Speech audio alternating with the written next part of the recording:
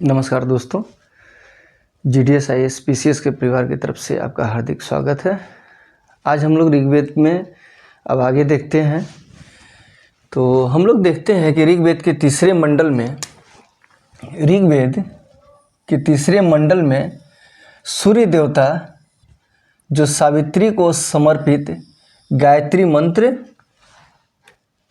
का वर्णन किया गया है। गायत्री मंत्र विश्वामित्र द्वारा रचित है। तो ऋग्वेद के तीसरे मंडल में सूर्य देवता से संबंधित सावित्री को समर्पित कौन सा मंत्र है? तो गायत्री मंत्र लिखा गया है। ऋग्वेद के 8वें मंडल में जो हस्तलिखित ऋचाओं को हम क्या कहते हैं? खिल कहते हैं। 8वें मंडल में जो हस्तलिखित ऋचाएं हैं उन्हें क्या कहते हैं? खिल कहते हैं। 9वें मंडल में देवता सोम का उल्लेख है। किसका उल्लेख है? तो सोम देवता का उल्लेख है। 10वें मंडल के पुरुष सूक्त में, अर्थात ऋग्वेद के 10वें मंडल में पुरुष सूक्त में 4 वर्ण का उल्लेख है, जिसमें ब्रह्मा, क्षत्रिय, वैश्य और शूद्र का वर्णन आता है। ब्रह्मा, क्षत्रिय, वैश्य और शूद्र को अगर हम देखेंगे तो शूद्र जो है वो उत्तर वैदिक काल में हुआ।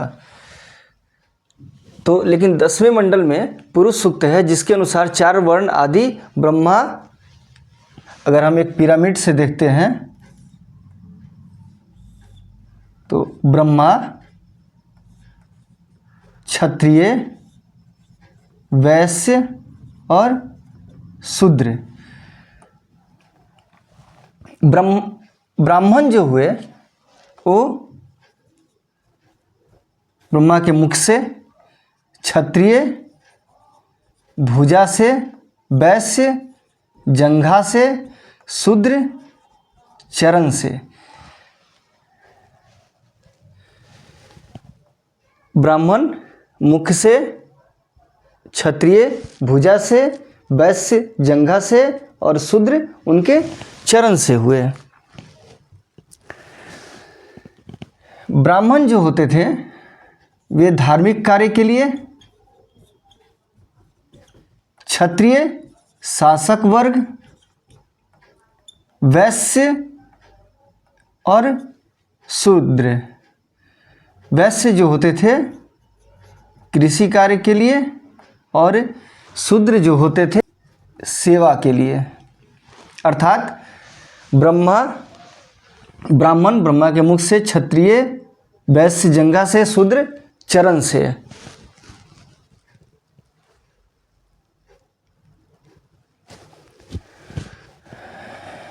ब्राह्मण का कार्य क्या होता था? धार्मिक कार्य।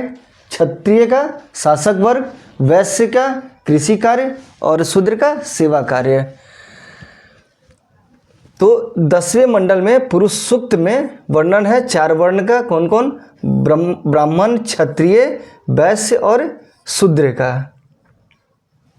ऋग्वेद में 52 अवतार के 3 पगों का आख्यान है।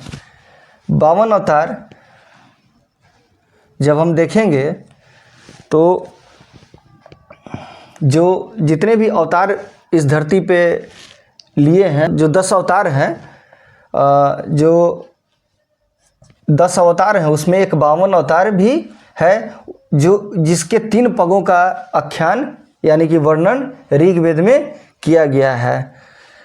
ऋग्वेद का जो ब्राह्मण है वो कौन कौन सा है? तो कौशिकीय और ऐत्रेय ब्राह्मण। ऋग्वेद की जो 30 हस्तलिपियां हैं यूनेस्को के MOW में 19 जून 2007 को शामिल किया गया। MOW क्या हुआ?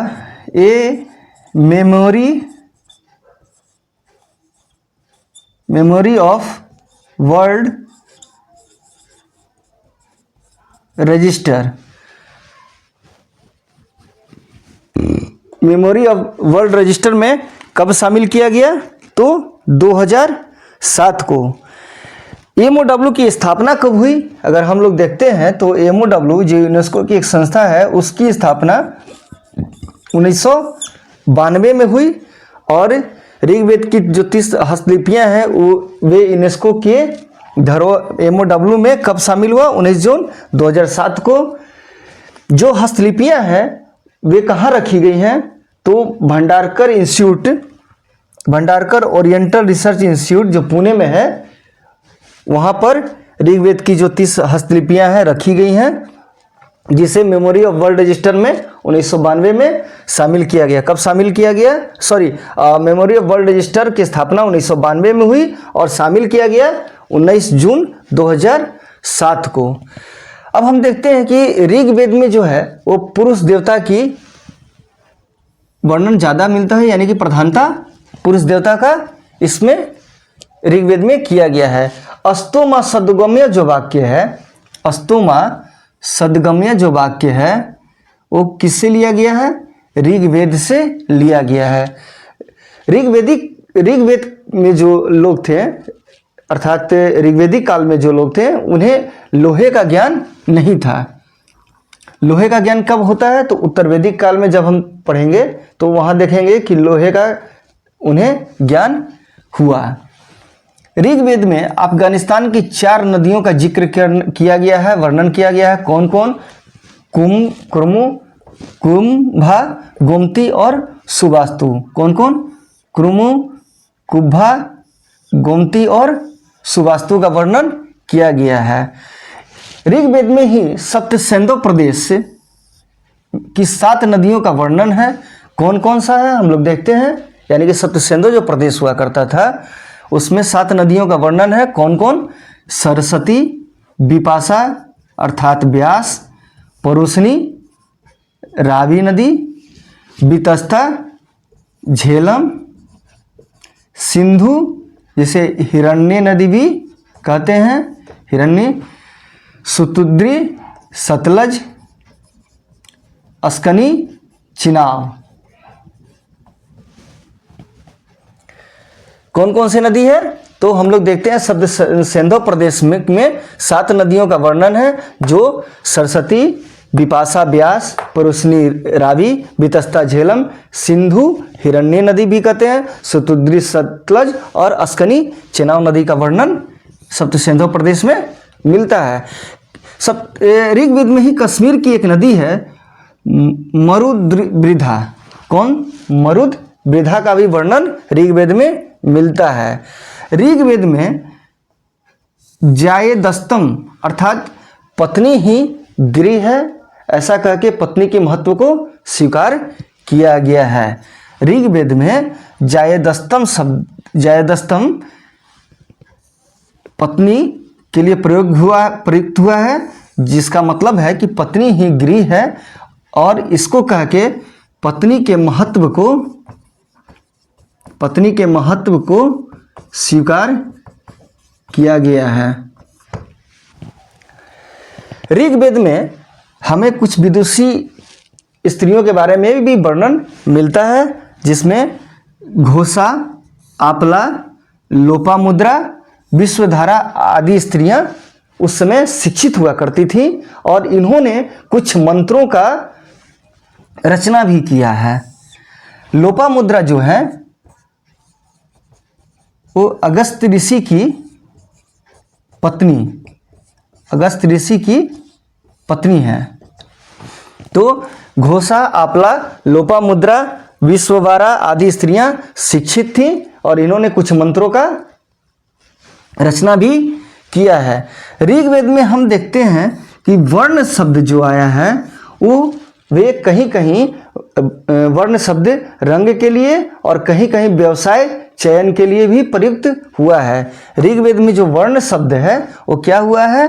कहीं कहीं रंग के लिए प्रयुक्त हुआ है तो कहीं कहीं व्यवसाय चयन के लिए भी प्रयुक्त हुआ है।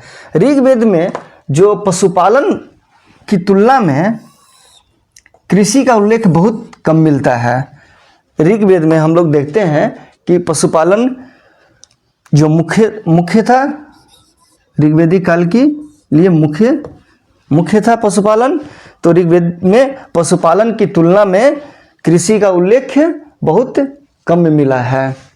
जैसे कि हम देखते हैं कि इसमें ऋग्वेद में जब हम आते हैं तो लोहा जो है ज्ञान किसी को नहीं था। जो उत्तरवेदिक काल में अगर हम जाते हैं तो उसमें हम पाते हैं कि उत्तरवेदिक काल के लोगों को लोहा का ज्ञान हुआ, जो अंतरंजी खेड़ा से हम लोग देखते हैं। और उत्तर प्रदेश के जो एटा डिस्ट्रिक्ट है अंतरंजी खेड़ा, वहाँ से प्राप्त हुआ है। और धारवाड़ जो क्षेत्र है कर्नाटक का, वहाँ से लोहा का प्राप्ति हुआ है, जो आगे चलकर फैलने का कारण नहीं मालूम प्रतीत होता है, लेकिन ये फैलते हुए गंधार प्रदेश में भी लोहा गया है। तो हम लोग आगे अब हम इसमें ऋग्वेद को आज, हाँ, ऋग्वेद में हम देखते हैं कि जो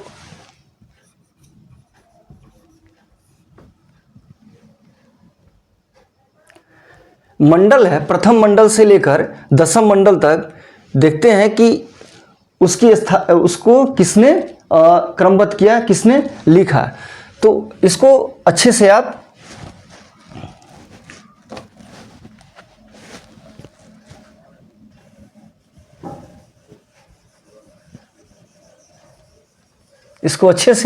आप लोग नोट कीजिएगा। जो प्रथम मंडल है उसके रचयिता मधुच्छंदा और दृक्तमा है। द्वितीय के गृत्सम्मद, द्वितीय मंडल के गृत्सम्मद, तृतीय विश्वामित्र जिसमें हमें तीसरे मंडल में ही गायत्री मंत्र, जो सावित्री नामक जो देवता, सूर्य के देवता जो सावित्री को समर्पित है, वो तृतीय मंडल में विश्वामित्र द्वारा रचित है। चतुर्थ में आते हैं तो चतुर्थ की रचना वामदेव, पंचम का अत्रि ऋषि। जितने भी हैं सारे ऋषियों के नाम पे हैं। जितने भी आपको मैं इधर बता रहा हूँ ये सारे ऋषि हैं। ऋषि ने ही इसकी रचना किए हैं। कितने जो मंडल हैं, कौन कौन से, 1 से लेके 10 मंडल तक। तो प्रथम के मधुच्छंदा और दृक्तमा, द्वितीय के गृत्सम्मद ऋषि, तृतीय के विश्वामित्र, चतुर्थ के वामदेव, पंचम के अत्रि, छठम के भारद्वाज, सप्तम के वशिष्ठ ऋषि, पंचम के अत्रि ऋषि, षष्ठम यानी कि छठा का भारद्वाज, सप्तम 7 का वशिष्ठ ऋषि, अष्टम का कर्ण और अंगिरस, नवम पवमान अंगिरा, दशम का क्षुद्र सुक्तीय और महासुक्तीय। ये बहुत ही इम्पोर्टेंट है, आपको हर जगह नहीं मिलेगा, इसीलिए इसको ध्यान से स्क्रीनशॉट लेके वीडियो पॉज कर इसे आप लोग नोट कर लीजिएगा। अभी तक से मैंने जो ऋग्वेद में पहले वीडियो में और अभी के वीडियो में जो बता रहा हूँ, सारे इम्पोर्टेंट पॉइंट निकाल कर बता रहा हूँ। जो भी यूपीएससी के कैंडिडेट्स, स्टेट पीसीएस के कैंडिडेट्स या एलाइड सर्विस के लिए जो भी दे रहे हैं, आरओ एआरओ उत्तर प्रदेश में भी होने वाले हैं, उसके लिए बहुत ही महत्वपूर्ण है। तो इसको आप लोग वीडियो पॉज करके ज़रूर से लिख लीजिएगा, क्योंकि ये हर जगह नहीं मिलता। बहुत ही कठिनाई से निकाल कर आप लोगों के लिए लाया हूँ। अब हम लोग आगे ऋग्वेद, अब हम सामवेद की चर्चा करेंगे। अब हम लोग सामवेद के बारे में देखते हैं। साम का अर्थ होता है गान, अर्थात गायन, हेम्स, ठीक। जो साम है, सामवेद है, उसे हम लोग भारतीय संगीत का जनक भी कहते हैं। क्या कहते हैं इसे? भारतीय संगीत का जनक। सामवेद को भारतीय संगीत का जनक कहा जाता है।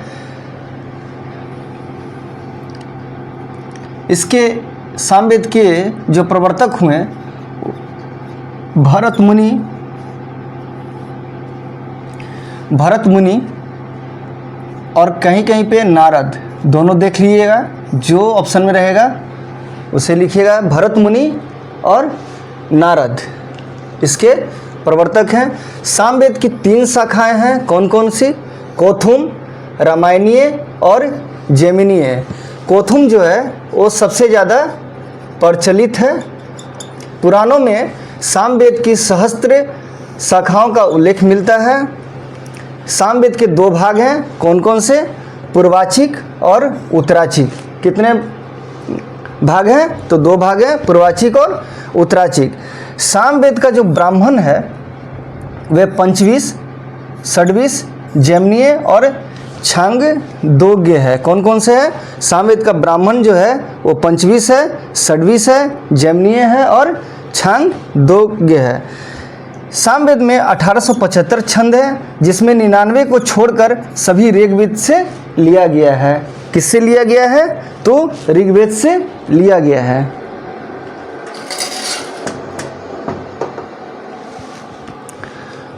सामवेद में कितने छंद हैं? 1875 छंद है, जिसमें 99 को छोड़कर सभी ऋग्वेद से लिया गया है। इसको गाने वाले को क्या कहते हैं? उद्गात्रु कहते हैं। इसका उपवेद जो है, सामवेद का उपवेद जो है वो गंधर्व वेद है, गंधर्व वेद है। इसे भारतीय संगीत का जनक हम लोग कहते हैं। अब हम देखते हैं कि ऋग्वेदिक जो नदियां हैं उसके प्राचीन नाम और आधुनिक नाम। तो प्राचीन नाम में हम देखते हैं कुर्मू को लेते हैं तो कुर्रम, आधुनिक नाम कुभा का काबुल, बितस्ता, झेलम, असगनी, चिनाव, पुरुषनी, रावी, सुतुद्री, सतलज, बिपाशा, ब्यास, सदानीरा, गंडक, दृष्टावती, घग्घर, गोमती, गोमल, सुबस्तु, स्वात, सिंधु, सिंध या हिरण्य भी कहीं कहीं वर्णन है इसका, सुषुम्ना, सोहन, मरुदबिरधा जो कश्मीर की नदी है वो कमरू वर्धन। इसको आप लोग जरूर कीजिएगा, क्योंकि जो ऋग्वेदिक नदियां हैं उसका मिलान का अक्सर पूछा जाता है। तो एक बार फिर से देखते हैं। कुर्बू का कुर्रम, कुभा का काबुल, बितस्ता का झेलम, असगनी का चिनाब, परुसनी का रावी, शत्रुदी का सतलज, बिपाशा का ब्यास, सदानीरा का गंडक, दृष्टावती का घग्गर, गोमती का गोमल, सुबस्तु का स्वात, सिंधु का हिरण्य और कहीं कहीं सिंध, सुषुम्ना, सोहन, मरुदबिरधा, कमरू वर्धन। ये आपका रहा। हम लोग अभी तक से ऋग्वेद और सामवेद की जानकारी लिए, और अब हम अगले क्लास में यजुर्वेद और अथर्ववेद के बारे में जानकारी लेंगे।